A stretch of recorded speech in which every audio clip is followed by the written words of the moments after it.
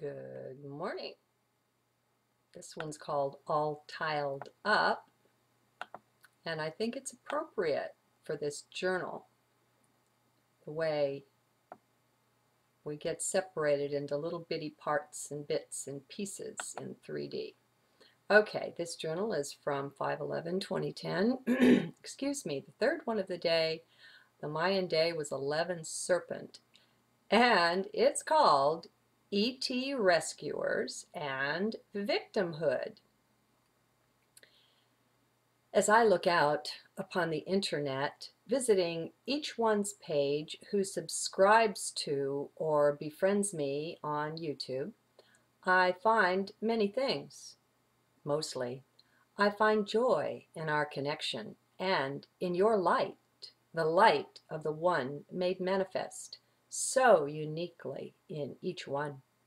The variety in people is stunningly amazing. Sometimes I'm brought to tears by your beauty, your special light, my friends. You're all quite wonderful. Something I do keep finding, though, I might label as a bit of a victim consciousness. I recognize it so well because I once had it in greater measure. No, I don't purport to be completely free of this or any energy now or ever. We are all where we are, doing the best we can, and that's fine. That is beautiful, actually. So, what I would bring is some blessing that might flow through to highlight the effects, at least, of having a victim consciousness. Victims can be very powerful people. Their victimhood hides under that guise. Did you know that? Mine hid under being strong, having to endure great suffering, great pain, and terribly challenging situations, while yet raising a daughter alone. Yes, as the parents among you have already guessed, the daughter herself presented quite a number of the challenges. I was strong. I was enduring. I was determined. I was no complainer. For all this, I thought rather well of myself, but was no bragger either. Actually, I didn't think about it. All that was subconscious. Trust me when I say that most of our energies, beliefs, and challenges are not conscious. They abide in the sub and the unconscious being. We don't have clear access to them, nor even awareness of them. Come on, if we did, would we allow them to remain as problems, as challenges for very long? I think not. These things are painful. One thing I can tell you is that never, not in a million years, did I ever consider myself a victim. Absolutely not.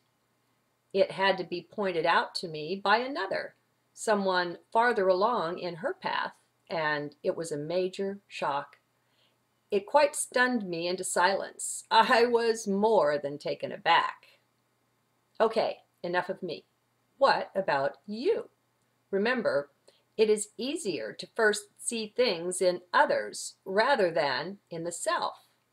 That is actually one of the beauties behind the whole 3D material creation and us being down here together this way. We serve as loving mirrors for one another at deep inner levels. On the outer, we are generally quite unaware of this. So, what is your idea of a victim? Bring it to mind. Contemplate someone in whom you see evidence of the victim consciousness. We've got to do this. It's an important part of our awakening to see our own inner darkness. And this is how we can gently set about doing it. That is, to see it in another. One of the hallmarks of victimhood is, are you ready? The desire to be rescued.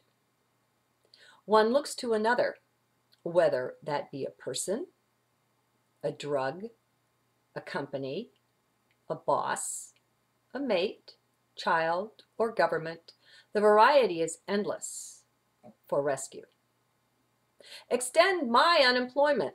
Lower my insurance premiums. Save me from myself, for I'm an addict. This list, too, is quite endless and varied. I'm sure you can all fill in the blanks. Lost my place again. Well, let's make this a little bit more interesting. What does victimhood look like with regard to ETs? How does one get into a victim-rescuer relationship with extraterrestrials? Can you imagine? Many of you instantly made the connection. It is massive. I can feel it. Good. This is challenging stuff, for we've all got some of the victim in our awareness until we thoroughly purge it in greater light. The biggest danger of this level of consciousness is that it vibrates too low to enable us to access the truly higher levels of being. It keeps us down, in other words. It keeps us bound in the lower realms. Responsibility, my friends, is called for, and it's no easy matter to take up.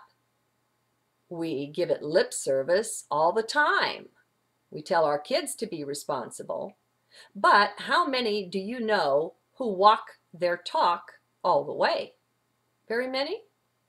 Well, when we see them, let's point them out to each other to help lift us up. Meanwhile, back to alien rescuers. Let's look for a moment at their sense of responsibility and what it looks like. When you want to help your child mature, do you rescue her from challenging situations? Do you come rushing in with ready-made solutions and answers all prepared? And does this strengthen your child if you do this? How responsible would it be for an alien race or group of beings to come in and offer to pick us up off of a supposedly dying planet and take us to some other planetary location? Now, what would likely be the outcome of that? Use your power to envision. You have it. Enter heart. Now, I know this is uncomfortable for some of you, but just be with that. Don't listen to the mind, just be in the heart.